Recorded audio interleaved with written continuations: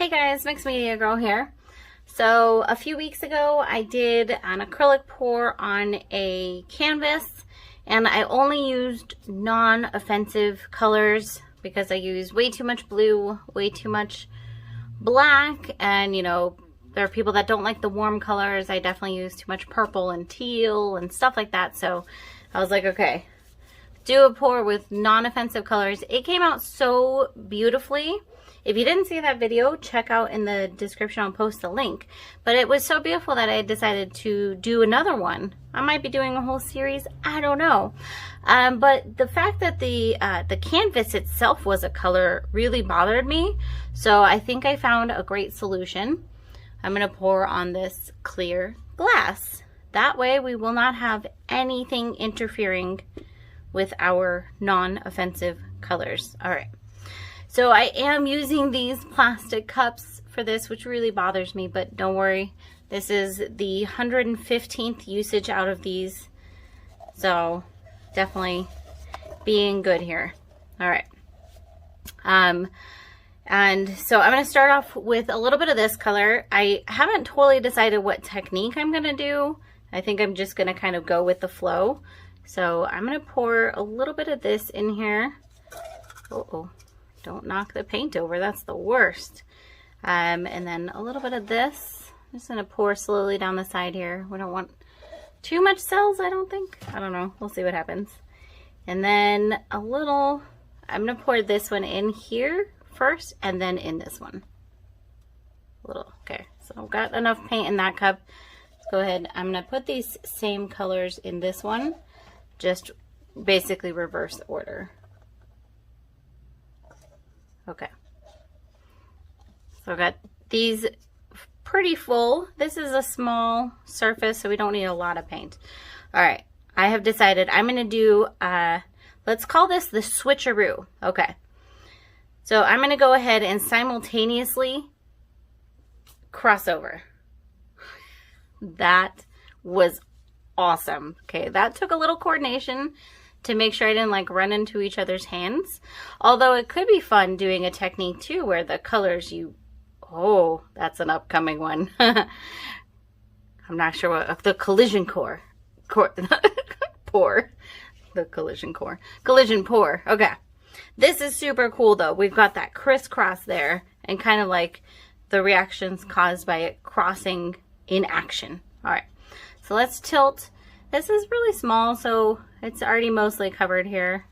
Just gonna run a little bit off. I thought about taping off the other side, but you know, I'll clean up any overspill later. Okay, a little bit over here. It's not, you know, it flows where it flows. Okay, there we go. I think that is perfect. So let's go ahead, we'll let it sit here and see if anything else develops, and then I'll bring you guys in for a close-up.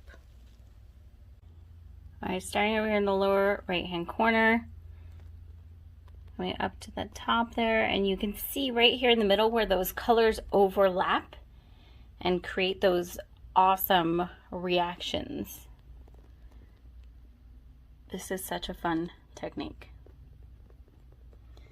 So I'm really happy. I think not too many cells, just a couple like little ones in there, but just some beautiful, beautiful patterns. I am totally in love with this technique.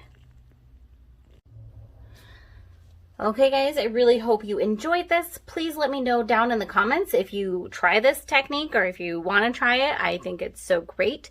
If you didn't check out that first video yet, link will be in the description.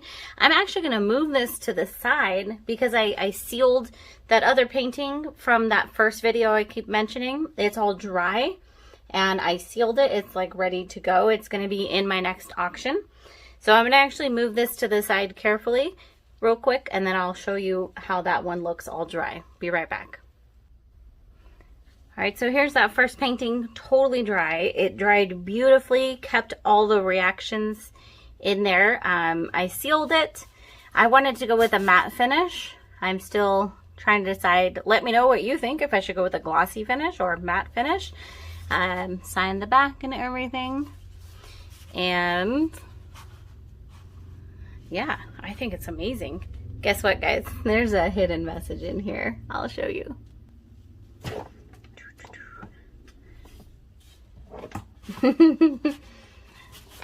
There is no blue.